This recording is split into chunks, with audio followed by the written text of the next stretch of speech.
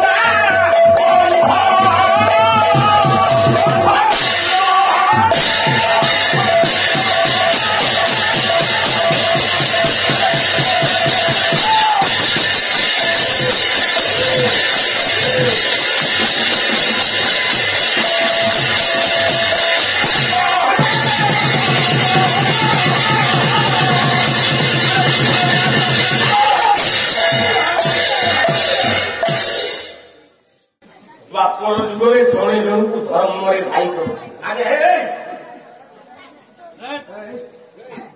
ନା ସିଏ ଆପଣ ମାନଙ୍କର ମହାଭାରତୀୟ ଚରିତ୍ରରେ କର୍ଣ୍ଣ ହାତରେ ସୂତା ବାନ୍ଧିଦେଲା ଦୁର୍ଯ୍ୟୋଧନ। କହିଲା ମୋ ସ୍ୱାମୀ, ମୋ ଶଙ୍ଖା, ମୋ ସିନ୍ଦୁର ଯେତିକି ଦେଖାଯାଉଛି,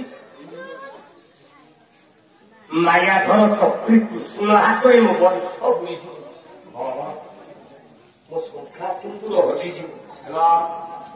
ଆପଣ ମାନଙ୍କର କର୍ଣ୍ଣ ହେଲା ଦୁର୍ଯ୍ୟୋଧନର ଭାଇ। କିନ୍ତୁ ଆମେ ପୁରାଣରେ କହି ସେ ପରେ ନଈ।